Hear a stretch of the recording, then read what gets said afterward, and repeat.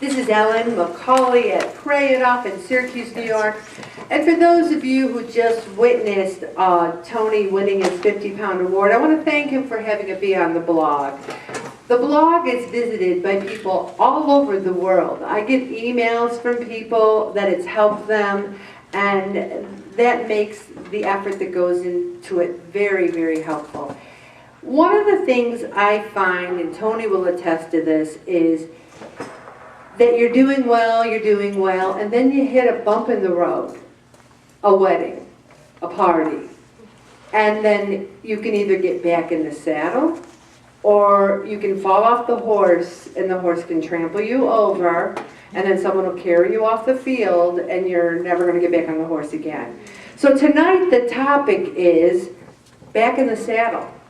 Last week, which was nothing, last week wasn't the fair, it wasn't Christmas, it wasn't anything.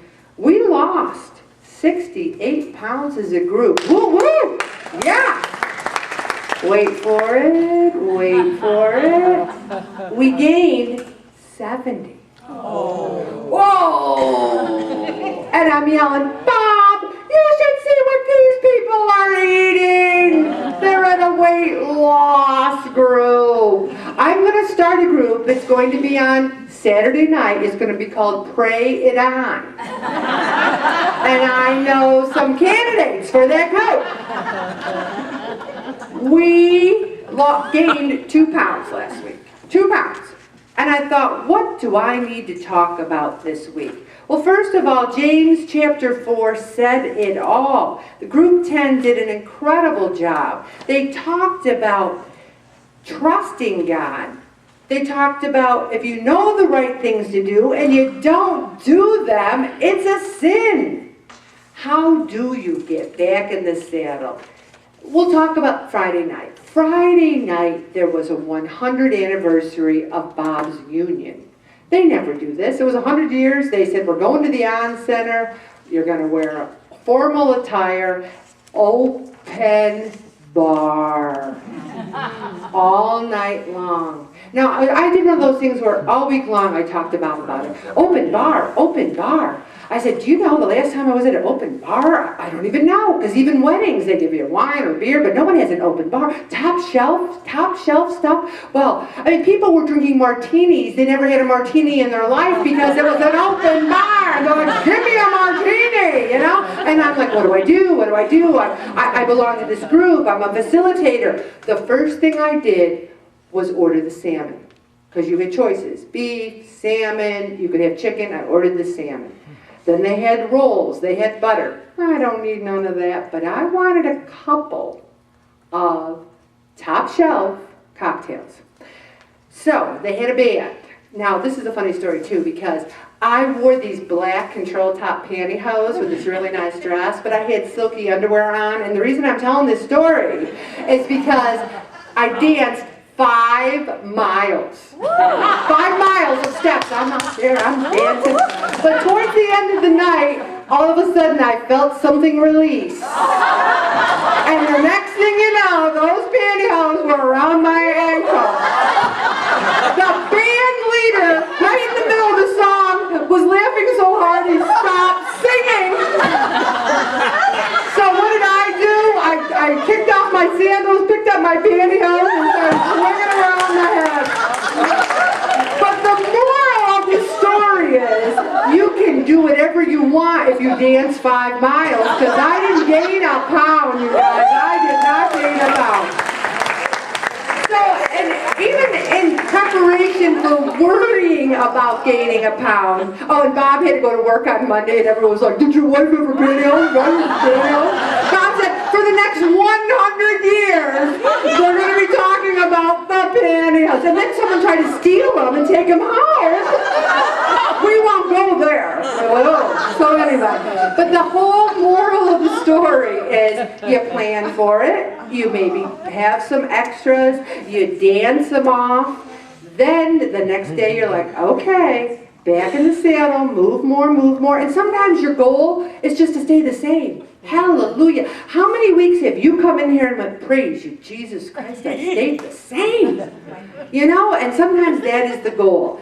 What do you do, though, when you go to that wedding or you go and you're saying, I'm not going to have a fish fry with fries and ice cream, and you relax. You say, okay, I did it. One meal is not going to ruin the whole pray it off experience. You say to yourself, I did that, now what am I going to do? It doesn't give you a permission to say, okay, I was at Pray It Off, I went and ate 3,000 calories in one meal, so I guess I'll just quit. I guess I'll quit. Ellen, I'm sorry, I ate 3,000 calories Friday night, I quit. You say, you know what, whoa, what did I learn? And usually when you do that, you feel like crap anyway. And then you relax and say, I did it, I own it. You can beat yourself up, because sometimes that feels good. I'm so bad, I'm such an idiot, I hate myself, I could kill myself, I ate that. What is that? What good does that do? What does it do to beat yourself? You already ate it. It's done. It's over. Beating yourself up does nothing. In the history of successful pray it off people who've lost the weight and kept it off, every single one of them, every one of them has gained weight. I went back and did the statistics. People who've lost 50, 80, 70 pounds, every one of them has had weeks where they've gained weight. Maybe 3 pounds, maybe 4 pounds. But what they did was got back in the saddle.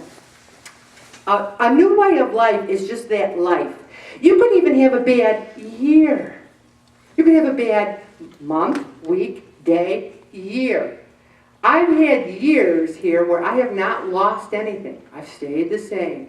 Well, I don't weigh 370 either. Is that a failure or is that a success in and of itself? And here's something else we do. We say, I ate so bad Saturday night, I'm not going to eat anything on Sunday. Not going to eat a thing. I'm going to starve myself.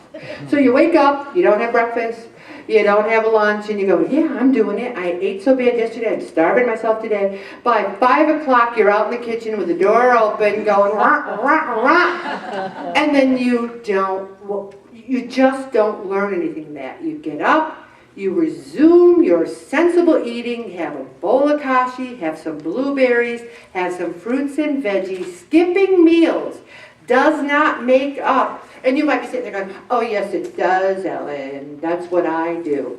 In the long run, if you are binging out on Friday and Saturday nights and starving yourself on Sunday, Monday, Tuesday, I know for a fact, because I would be like eating 3 yogurts on Monday, Tuesday, Wednesday, like I had 300, I would get dizzy. I'm getting too old to have 300 calories in a day. Now I don't eat as bad on the weekends, and I just get back to sensible eating. And this article here says to track what you eat. Record what you eat. Just last week, there were logs that said, wedding. I have told you people repeatedly, you do not write wedding on your log. If you cannot write everything you ate at a wedding, that means, guess what? You ate too much. Does that mean that you stood on the stage and go, this wedding's all about me, I'm going to eat and drink till they carry me out of here feet first? I had a few extras Friday night. I wrote it all down. Also, you have to be conscious of every time your hand goes from your plate to your mouth. We talked last week about mindful eating. If you're eating so much that you can't remember to write it down, is that mindful eating? If you can't remember on Sunday morning what you had Saturday night, well, you must have had a couple of drinks there too. It's only the next morning. Just remember to be mindful of it. And I'm going to go right into the weekend proof your diet, Bob. Then I'm going to go to a new blog. So what do you do when it's the weekend? Now, Tony worked it out and said, well, Tony said he weighed himself on Monday, so I'm going to weigh myself on Monday too. I don't care what you do. Just don't tell me about it. Don't tell me when you weigh yourself at night what you weighed like on Monday or Tuesday or Wednesday. Just, I advocate whatever works for you. I agree with Tony, if you do it too often, you become obsessed with it. But I've also seen people be, so their logs are like Monday, Tuesday, Wednesday, Thursday, everything's looking good. Friday, Saturday, Sunday, it's like, whoa. You know why we work hard, don't we? We work hard. And we think, it's the weekend. I deserve it. How many times was it Friday night you get out of work? I need some beers. I need some pizza. I need some wings. Because it's your reward for making it through another week. What we try to do here at Pray It Off is say, and even Tony said it. In the beginning, he used to say Thursday night, I don't have to log it. I'm going to eat that hot foot Sunday. I'm going to have pizza and wings. And Ellen will never know. She won't know. But guess what? Your body knows. Your body knows what you did. There's nothing we can't eat or drink. Nothing. I can get in my car now, and I've said this a million times. I could drive to Walmart. I could fill the cart. God's given us some money and a job. We can have whatever we want. It's that we choose not to. I can't wait to go home and eat dinner after this because I'm having a spinach salad and a crab cake. I love the crab cakes, 130 calories, low sodium. Maybe I might have two because it's 260 and a spinach salad. I calculate it. My whole day I'm like, okay, I had 200, 100. I don't know about you guys, but I'm not calculating because that's what we do. What can we have? Do the math. Do you say, I have $100 in my hand, I'm going to go to Wegmans and buy $200 worth of groceries? Because they're going to say, excuse me, put that one cart back, you only have $100. And it's like our bodies. You know, our bodies need so many calories per day, otherwise we will gain weight. So, Friday night it's happy hour, you're at work, and guess what? Alcohol makes you hungry because it lowers your blood sugar. Also, you know what alcohol does? Ask any girl from the 70s. It lowers your inhibitions. You know, on the disco, woo, woo, you know? It also is like, I'm going to eat whatever I want. Where's the chips and the dip?